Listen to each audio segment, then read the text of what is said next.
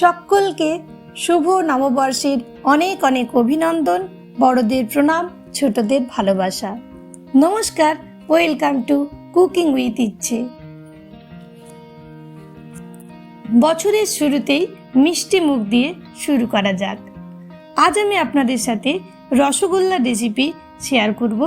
এটা একেবারেই নতুনরাও বানাতে পারবে সেইভাবে রসগোল্লাটা বানানো। তো চলুন, রসগোল্লা বানানোর জন্য আমরা প্রথমেই দুধ বসিয়ে দিয়েছি। দুধ আমি এখানে 1 লিটার ফুল ফ্যাট দুধ নিয়েছি, আমুল গোল্ড দুধ ব্যবহার করছি। আর এটা পুরোপুরি আমি উতলে নিলাম। তবে আপনারা যে কোনো ফুল ফ্যাট দুধ ব্যবহার করতে পারেন, গরুর দুধও ব্যবহার করতে পারেন। ফুল ফ্যাট দুধ ছাড়া কিন্তু রসগোল্লাটার ক্রিমি যে টেক্সচারটা সেটা আসবে না, তৈরি হবে না রসগোল্লাটা। দুধটা উতলে যাওয়ার পর এখন এটার মধ্যে আমি 2টো লেবুর রস দেব আর দেব একটু जल।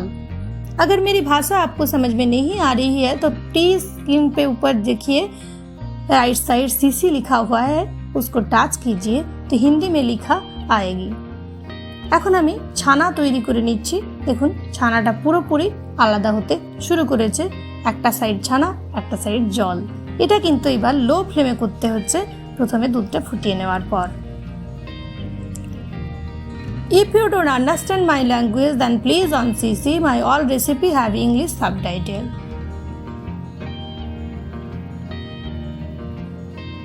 ছানাটা আমাদের একেবারেই তৈরি হয়ে গেছে।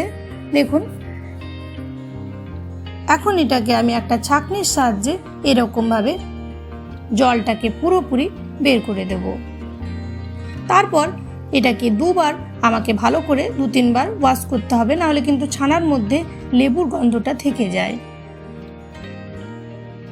জলটাও আমি চিপে চিপে যতটা পারলাম বের করে দিলাম। এবার বাকি আমি ছানাটাকে এটার মধ্যে নিয়েছি, এটাও এবার হাত দিয়ে আমি যতটা পারবো প্রেস করে নেব। জল কিন্তু থাকা যাবে না ছানার মধ্যে, এটা কিন্তু একেবারে মাস্ট জলটাকে সেপারেট করে দেওয়া।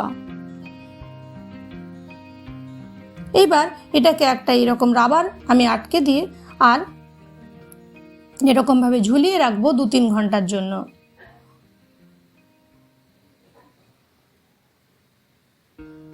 দু 3 ঘন্টা পরে এখন আমি চিনির সিরাপ বানাবো। সেই জন্য এখানে আমি 1 বাটি বড় বাটির চিনি নিয়েছি আর তার সাথেই আমি নেব 4 বাটি জল। আমি 2 রকমের সিরাপ বানাবো। প্রথমে এই সিরাপটা বানাচ্ছি, পরে আরও কিন্তু স্টেপ রয়েছে, তাই পুরো ভিডিওটা দেখবেন। এটার মধ্যে আমি একটু দিয়ে দেব এলাচের দানা, ফ্লেভারটা তাহলে ভালো হয়। এটা এখন লো ফ্লেমে আমার চিনির সিরাপটা তৈরি হতে থাকবে। এদিকে আমাদের ছানাটাও ততক্ষণে ভালো করে জলটা ঝরে গেছে। এখন এটার মধ্যে 2 চামচ দেব সুজি আর 2 চামচ দেব ময়দা।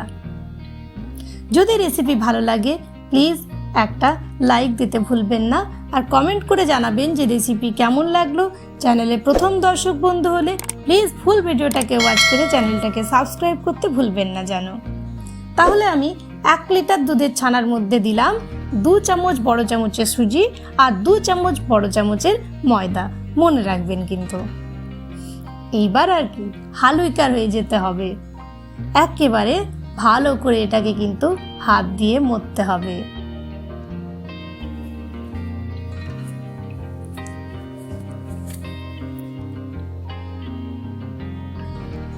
এটার পুরো ক্রিমি টেক্সচার আসবে কিন্তু, সেটা লক্ষ্য রাখতে হবে। এদিকে দেখছেন আমাদের চিনির সিরাপটা পুরোপুরি ফুটতে শুরু করে দিয়েছে।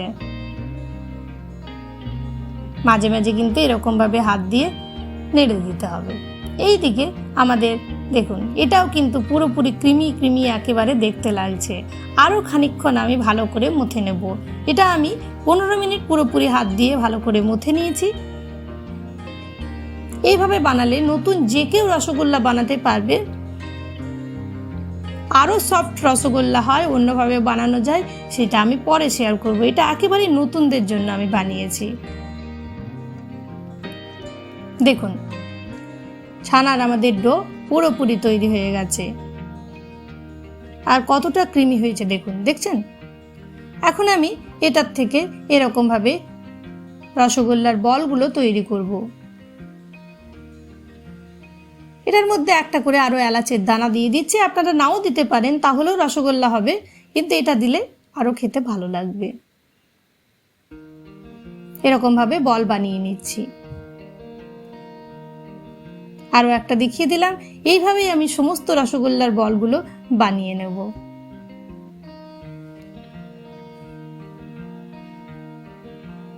বলগুলো আমার রেডি হয়ে গেছে। এইবার আমি দেখুন আমাদের চিনির সিরাপটাও কিন্তু একেবারে ততক্ষণে ঘন হয়ে গেছে, এরকম চিটচিট ভাব চলে এসছে। এখন আমি এটার মধ্যে রসগোল্লার বলগুলো দিয়ে দেব এরকম মাঝ বরাবর, আর ফ্লেমটাকে আমি মিডিয়াম টু হাই রাখবো।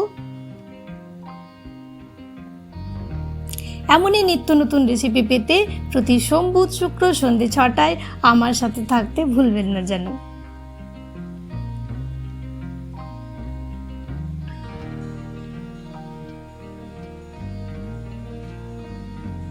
এবার এটাকে আমি ফুটতে দেব 10 থেকে 15 minute medium to high flame. আর এই অবস্থাতে একেবারেই কিন্তু এগুলোকে নাড়াচাড়া করা যাবে না, তাহলে কিন্তু রসগোল্লাগুলো ভেঙে যাবে। দেখুন কম আঁচ করে দিয়েছি, দেখুন একেবারেই আমাদের রসগোল্লাগুলো তৈরি হয়ে গেছে, কিন্তু পুরোপুরি পারফেক্ট হয়নি। সেই জন্য আমি আর একটু চিনির সিরাপ তৈরি করে রেখেছিলাম। এখানে 1 বাটি চিনিতে 3 বাটি জল আমি একটু ফুটিয়ে নিয়েছি। তারপর এই রসটা দিয়ে আমি এখন ঢেকে রাখবো 2-3 ঘন্টার জন্য। 2-3 ঘন্টা পরে রসগোল্লা একেবারে রেডি।